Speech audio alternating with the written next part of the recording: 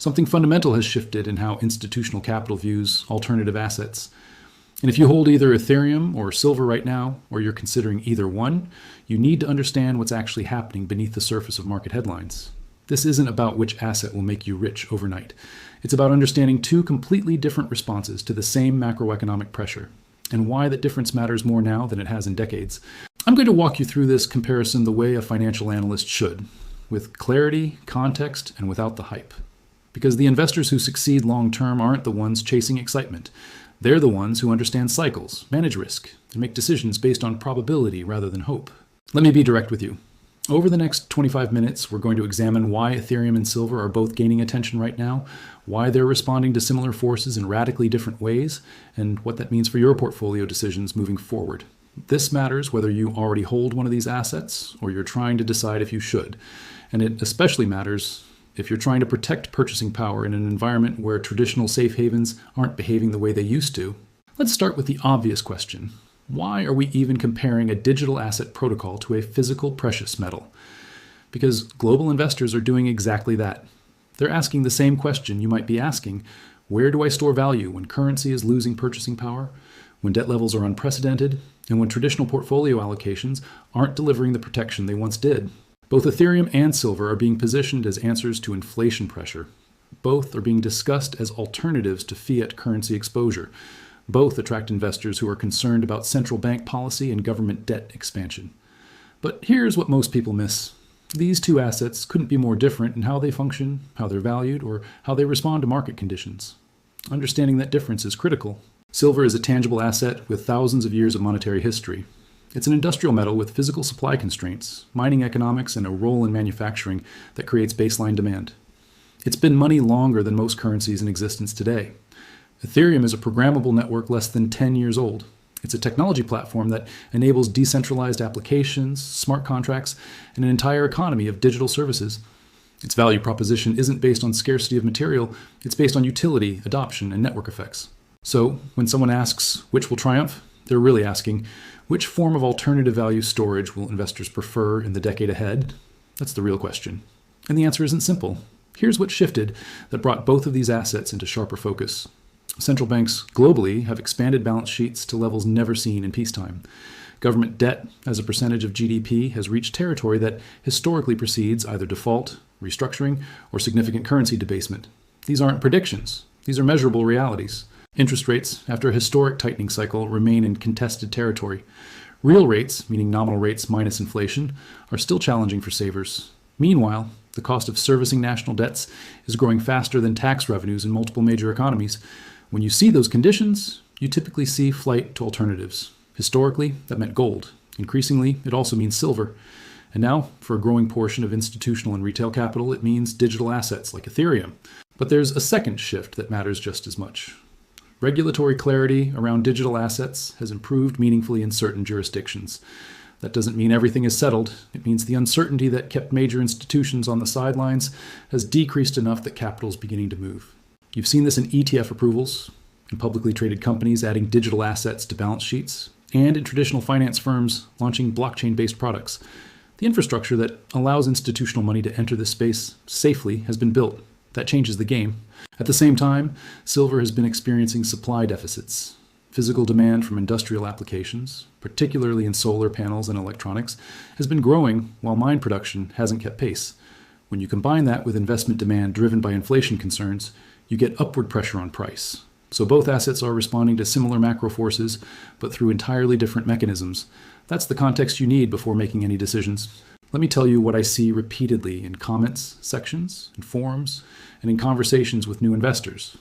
People are treating this as a competition where one asset wins and the other loses. That's not how sophisticated investors think about portfolio construction. The question isn't whether Ethereum or silver will triumph. The question is whether either or both belong in a diversified portfolio given your specific risk tolerance, time horizon, and financial goals. Here's the misunderstanding. People assume these assets serve the same purpose. They don't. Silver is primarily a store of value play with industrial demand providing a price floor. Investors buy silver expecting it to hold purchasing power and potentially appreciate as fiat currencies weaken. It's a defensive position with upside potential. Ethereum is a technology investment with monetary characteristics. People buy Ethereum because they believe decentralized applications will grow. that smart contract platforms will capture value, and that the network will become infrastructure for the digital economy. Yes, it also serves as an inflation hedge for some investors, but that's secondary to its technological utility. If you confuse these purposes, you'll make poor allocation decisions. Another common misunderstanding: people think volatility equals risk. Ethereum is significantly more volatile than silver. That doesn't automatically make it riskier if you're investing capital you won't need for 10 years. It makes it inappropriate for short-term funds. That's a crucial distinction. Silver moves more slowly. It can sit dormant for long periods, then move sharply during monetary crises. That pattern frustrates traders, but suits patient investors who want exposure without checking prices daily. The biggest mistake I see is investors choosing based on recent performance rather than future probability. They see Ethereum up significantly over some period and assume that continues indefinitely. Or they see silver underperforming and assume it's finished. Both assumptions ignore cycles. Markets don't move in straight lines, they oscillate. Understanding where we are in the cycle matters more than knowing where the price is today. Let's talk about patterns, because history doesn't repeat, but it often rhymes. We're in a period of high sovereign debt, currency competition, technological disruption, and generational wealth transfer.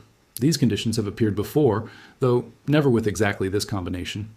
When government debt levels reach current proportions, you typically see one of three outcomes: austerity and deflation, economic growth that outpaces debt, or currency debasement through inflation. The first is politically unpopular. The second requires productivity miracles. The third is the path of least resistance. During inflationary periods historically, hard assets outperform. Precious metals, real estate, commodities, things with tangible value or limited supply, tend to hold purchasing power better than currency-denominated bonds or cash. But here's where our current moment differs. We now have digital scarcity. For the first time in human history, we have assets that are provably scarce without being physical. That's new. We don't have centuries of data on how digital scarcity performs during monetary debasement. What we do know is that assets with strong network effects and growing adoption tend to appreciate during technological transitions. The internet created enormous wealth for investors who understood network value early. The question now is whether blockchain infrastructure follows a similar path. Silver specifically has a pattern worth noting. It tends to lag gold in the early stages of a precious metals rally, then outperform in the later stages as investors seek cheaper alternatives with higher percentage upside potential. If we're in the early stages of a monetary metals cycle, silver's relative underperformance recently might be normal, not concerning. Ethereum's pattern is shorter but equally instructive. It tends to underperform during risk-off periods when investors flee to safety, and outperform during risk-on periods when appetite for growth and technology returns. Understanding that rhythm helps you position appropriately. The critical insight from market history is this: assets that solve real problems and have constrained supply tend to appreciate over long periods, but the path is never smooth. Patience and position sizing matter more than timing. Let me tell you what serious long-term investors are doing right now. Not what they're saying on social media, but what they're actually doing with capital. They're diversifying across asset classes and not putting all their alternative asset allocation into one basket. They might hold some gold, some silver, some real estate, and yes, some digital assets like Ethereum or Bitcoin. The allocation to each reflects risk tolerance and conviction level. They're averaging into positions rather than trying to time perfect entries. They understand that predicting short-term price movements is extraordinarily difficult, so they build positions over time. This removes emotion and reduces the impact of poor timing. They're keeping position sizes appropriate to volatility. A 5% portfolio allocation to Ethereum represents far more risk than 5% in silver because of volatility differences. Smart investors size positions based on how much absolute dollar volatility they can tolerate. They're focusing on understanding fundamentals rather than price action. With silver, that means understanding supply and demand dynamics, mine economics, and industrial trends. With Ethereum, that means understanding network adoption, transaction volume, developer activity, and protocol changes. They're ignoring noise. Most daily price movement is meaningless. Most headlines are irrelevant to long-term value. Disciplined investors consume information selectively and don't check prices constantly. They're maintaining dry powder. When you're invested in volatile assets, having cash available to add to positions during corrections is valuable. Going all in at any price removes your ability to take advantage of inevitable pullbacks. And critically, they're staying within their circle of competence. If you don't understand how Ethereum works, you shouldn't have a large position in it, regardless of what anyone says about its potential. If you don't understand silver markets, same principle applies. The investors who build lasting wealth through volatile periods aren't the boldest or most aggressive. They're the most disciplined and patient. Let's do something most financial content avoids. Let's talk about what could go wrong for each of these assets. because understanding downside risk is more important than fantasizing about upside potential. For silver, the primary risk is simple. Maybe inflation doesn't materialize the way people expect. If central banks manage to bring down inflation without triggering recession, if productivity gains from AI actually boost economic growth substantially, if we enter a deflationary period, silver could underperform significantly. Silver also faces the risk that industrial demand plateaus or declines. If solar technology shifts away from silver-intensive panels, if electronics manufacturing finds substitutes, if electric vehicle adoption slows, you lose a key demand driver. There's also the reality that silver has disappointed investors for long periods historically.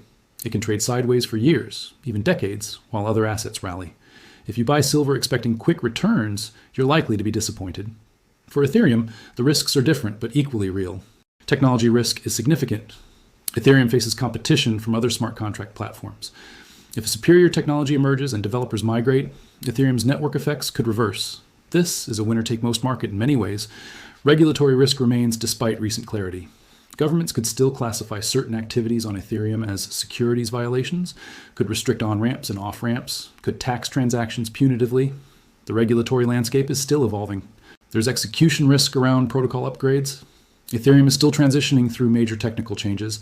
If these upgrades fail or introduce vulnerabilities, confidence could collapse quickly. And there's the simple reality that Ethereum is young and unproven through full economic cycles. We don't know how it performs during a real deflationary depression. We don't know how it behaves if internet infrastructure faces serious disruption. These unknowns represent genuine risk. For both assets, there's the risk that traditional financial markets simply recover and perform well, making alternative assets unnecessary. If stock markets rally for another decade and bonds provide adequate real returns, the investment case for both silver and Ethereum weakens considerably. Understanding these risks doesn't mean avoiding these assets. It means sizing positions appropriately and not confusing high conviction with certainty. If you currently hold physical silver, here's what you need to think about now. First, recognize that you're holding an asset that moves slowly until it doesn't. Silver can frustrate you for long periods with stagnant prices, then surprise you with rapid appreciation during monetary stress. Your job is to be patient enough to be holding when the movement happens. Your position in silver is essentially a bet against the competence of central banks and the sustainability of current debt levels. That's not a crazy bet given observable realities, but it requires patience measured in years, not months. If you've accumulated silver as an inflation hedge or monetary insurance, the recent environment validates your reasoning even if the price hasn't exploded yet. Real inflation has been elevated, currency creation has been substantial. The conditions you are protecting against have occurred. The question now is whether to add, hold, or trim your position. If you're underweight silver relative to your target allocation, periodic additions during price weakness make sense. If you're overweight, maintaining current levels without adding is reasonable. If silver represents an uncomfortably large portion of your net worth, taking some profits and rebalancing isn't weakness, it's prudent risk management. Remember that silver's value proposition hasn't changed. It's still a tangible asset with industrial utility and monetary history. It's still in supply deficit based on current demand trends. Those fundamentals remain intact, regardless of short-term price action. Your advantage as a silver holder is that you're not in a particularly crowded trade right now. Silver hasn't attracted the retail mania that periodically affects other assets. That means less downside risk from momentum reversal, but also means you'll need more patience for broad recognition. Don't abandon silver because Ethereum or some other asset has outperformed recently. Different assets serve different purposes and move at different times. Your allocation to silver should reflect its role in your overall strategy, not its recent performance relative to unrelated assets. If you currently hold Ethereum, you're in a very different position than silver holders, and you need to think differently about what comes next. First, acknowledge that you're holding a volatile, high-beta asset that has likely already delivered substantial returns if you've held for any meaningful period. That's important context. Many Ethereum holders are sitting on significant gains, which changes the psychology of the decision. Your position in Ethereum is fundamentally a bet on the growth of decentralized applications and smart contract platforms. It's a technology investment, not just a monetary hedge. That distinction matters because it means Ethereum's value depends on adoption, development, and utility, things that can be measured and tracked. If network activity is growing, if total value locked in decentralized finance continues expanding, if major institutions continue building on Ethereum, your investment thesis remains valid. If those trends reverse, you need to reconsider regardless of price. The question every Ethereum holder faces now is how much of their gain to protect versus how much upside to keep pursuing. If Ethereum represents an uncomfortably large percentage of your net worth because of appreciation, taking partial profits isn't cowardice, it's risk management. Many successful investors follow a rule of selling enough to recover their initial investment once an asset doubles or triples, letting the rest ride. If you're still accumulating Ethereum because you believe in long-term adoption, dollar cost averaging through volatility makes sense. But be honest about position sizing. If Ethereum went to zero tomorrow, would it materially impact your financial security? If yes, your position is too large. Remember that Ethereum's regulatory environment, while improving, still carries uncertainty. The clearer regulations become, the more institutional capital can enter, but that same clarity could include restrictions that impact certain use cases. Stay informed about regulatory developments in major jurisdictions. Your advantage as an Ethereum holder is that you're invested in a network with strong developer activity and institutional interest. Those are leading indicators of future value. But you're also exposed to technology risk and competition. Monitor those factors actively. Don't hold Ethereum out of loyalty or tribal identity. Hold it because the fundamentals support your investment thesis and the position size is appropriate for your risk tolerance. If either changes, adjust accordingly. If you don't currently hold silver or Ethereum, this is actually the most important section for you because you have the advantage of perspective without the baggage of existing positions. Let's start with the fundamental question: should you own either of these assets? The answer depends entirely on your financial situation, risk tolerance, time horizon, and overall portfolio construction. There is no universal answer. Here's how to think through it methodically. First, do you have adequate exposure to assets that protect purchasing power during inflation? If your portfolio is entirely stocks and bonds, denominated in your local currency, you have concentration risk. Adding some alternative assets, whether precious metals, real estate, commodities, or digital assets, provides diversification. Second, do you understand what you're buying? If you can't explain why silver might appreciate or how Ethereum generates value, you shouldn't own either one. Invest within your circle of competence or expand that circle through education first. Third, can you tolerate volatility without making emotional decisions? Ethereum can drop 30 or 40% in weeks. Silver can trade sideways for years. If that volatility would cause you to sell at the bottom, you're better off in more stable assets. If you decide some allocation to alternative assets makes sense, here's a framework that many disciplined investors follow. Start with education. Spend significant time understanding how these assets work, what drives their value, what risks they face. Read beyond promotional material. Seek out critical perspectives. Form your own view. Start small. Your first position in either asset should be uncomfortably small from an upside perspective. Small enough that if it goes to zero, you barely notice. This removes emotional pressure and allows you to learn through experience. Add gradually. If your thesis plays out and fundamentals remain strong, you can increase position size over time. If you were wrong, you've limited downside. This is basic risk management. Consider both, not either or. A balanced approach might include some silver for monetary insurance and some Ethereum for technology exposure. The correlation between them is low, providing genuine diversification. Avoid FOMO. The fear of missing out causes more bad investment decisions than almost any other emotion. Assets that have run up substantially often pull back before continuing higher. Patience usually gets rewarded with better entry points. And critically, maintain perspective on position sizing. Even if you're highly convicted about one of these assets, it probably shouldn't represent more than 5 to 15% of your investable assets, depending on your age and risk tolerance. Concentration creates fragility. Let me be very direct about the behaviors that destroy capital in volatile markets, because I see these mistakes constantly and they're entirely preventable. First, don't invest based on social media hype or influencer recommendations. The loudest voices are often the least informed. Someone shouting about price predictions has zero accountability for your financial outcomes. Make decisions based on your own research and risk tolerance. Don't use leverage or borrow money to invest in either silver or Ethereum. Yes, leverage amplifies gains when you're right. It also amplifies losses and can wipe you out completely when you're wrong. The risk-reward calculation for leveraged positions in volatile assets is terrible for individual investors. Don't check prices constantly. If you're looking at your Ethereum wallet or silver holdings multiple times daily, you're going to make emotional decisions. Set a schedule, weekly or monthly, to review positions and ignore prices between those reviews. Don't abandon your thesis based on short-term price action. If you bought silver believing in long-term monetary debasement, a 3-month price decline doesn't invalidate that thesis unless fundamentals changed. Similarly, if you bought Ethereum believing in smart contract adoption, a market correction doesn't negate that unless network activity collapses. Don't concentrate your entire alternative asset allocation in one place. Diversification isn't just about holding different assets. It's about holding assets that respond differently to various economic scenarios. Both silver and Ethereum benefit from inflation concerns, but they respond very differently to technology trends, regulatory changes, and risk appetite shifts. Don't invest money you might need in the next 2 to 3 years.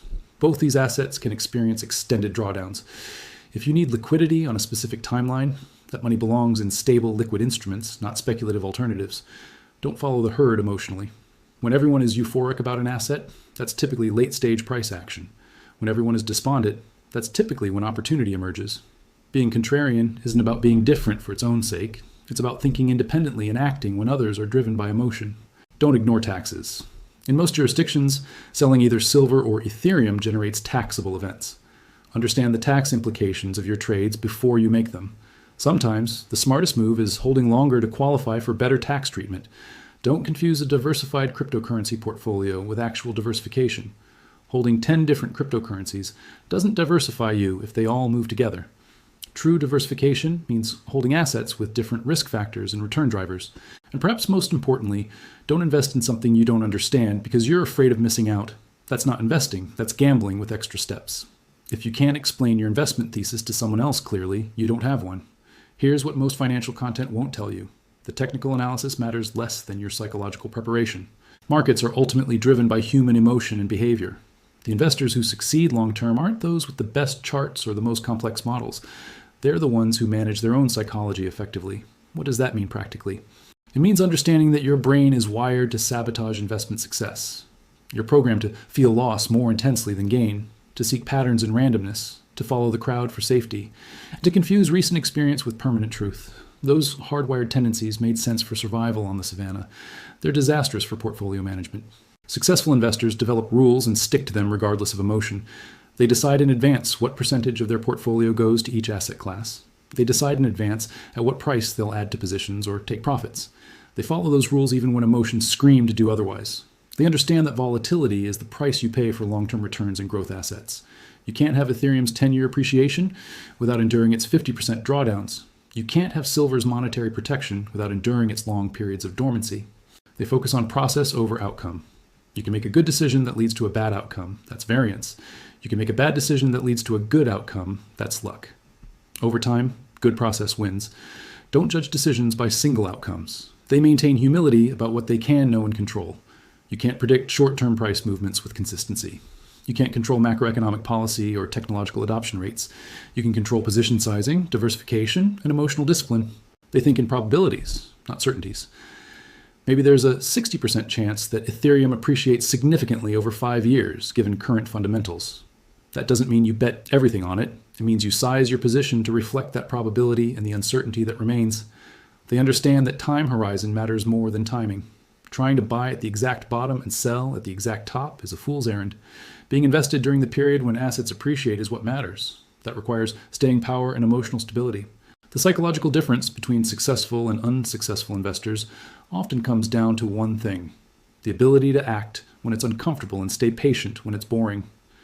Let's project forward, not with predictions, but with frameworks for thinking about what might unfold. Over the next 5 years, we're likely to see continued tension between inflationary and deflationary forces. Technology and productivity push prices down. Debt dynamics and currency creation push prices up. Which force dominates will determine which assets outperform. If we enter a period of sustained inflation above 5%, hard assets generally outperform. Silver benefits directly from monetary debasement and increased industrial demand for green energy infrastructure. Ethereum benefits as investors seek inflation hedges outside traditional markets. If we enter a deflationary recession, both assets likely struggle in the near term. Silver historically performs poorly during deflation.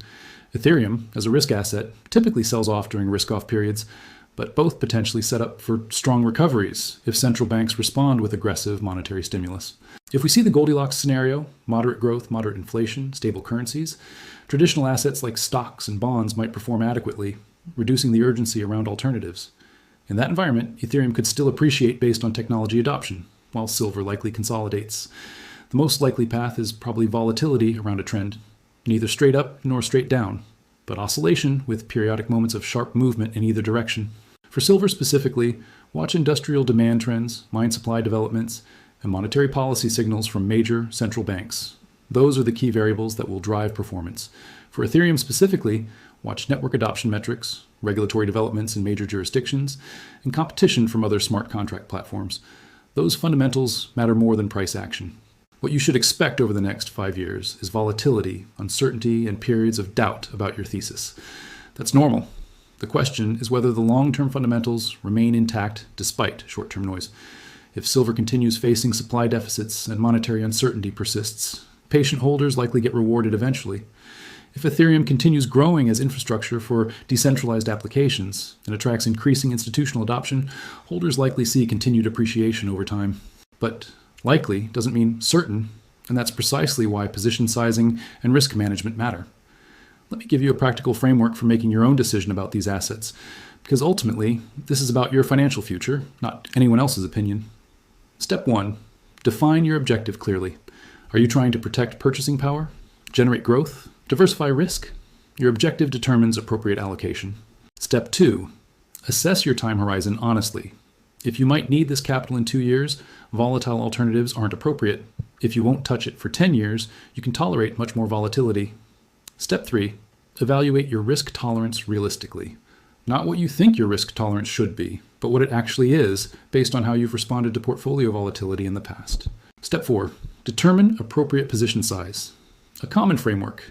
Never let any single alternative asset exceed 10% of investable assets unless you're highly sophisticated and can actively manage risk. Step 5. Create rules for adding and trimming. Decide in advance at what levels you'll add to positions and at what levels you'll take profits. Remove emotion from execution.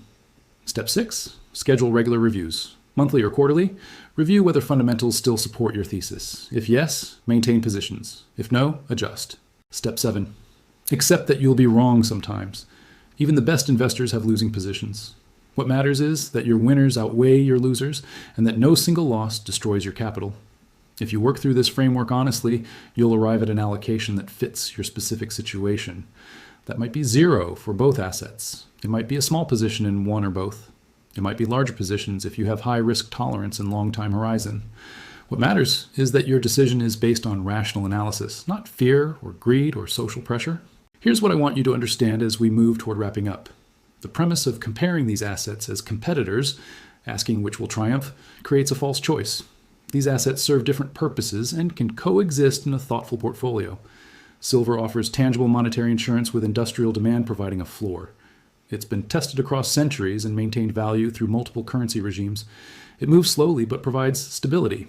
Ethereum offers exposure to potentially transformative technology with monetary characteristics as a secondary benefit. It's unproven across long time periods, but provides asymmetric upside if adoption continues. An investor might reasonably hold both for different reasons. Silver is core monetary protection. Ethereum has a growth position with technological upside. The combination provides exposure to different risk factors and return drivers. The real question isn't which will triumph. The real question is what role, if any, each plays in your specific financial strategy.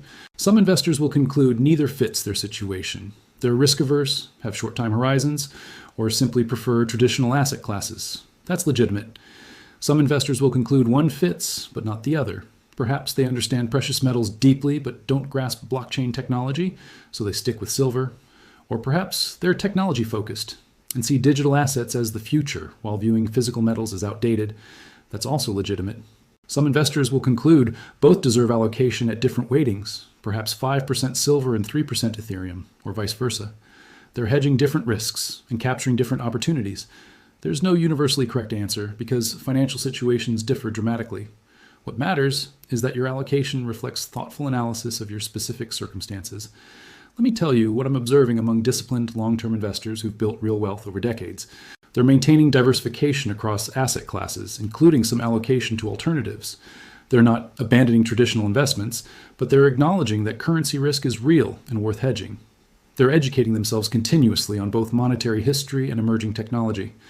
They understand that knowledge is their only genuine edge in markets. They're positioning in both physical and digital alternatives, sized appropriately to risk tolerance. They're not making binary bets. They're building balanced exposure.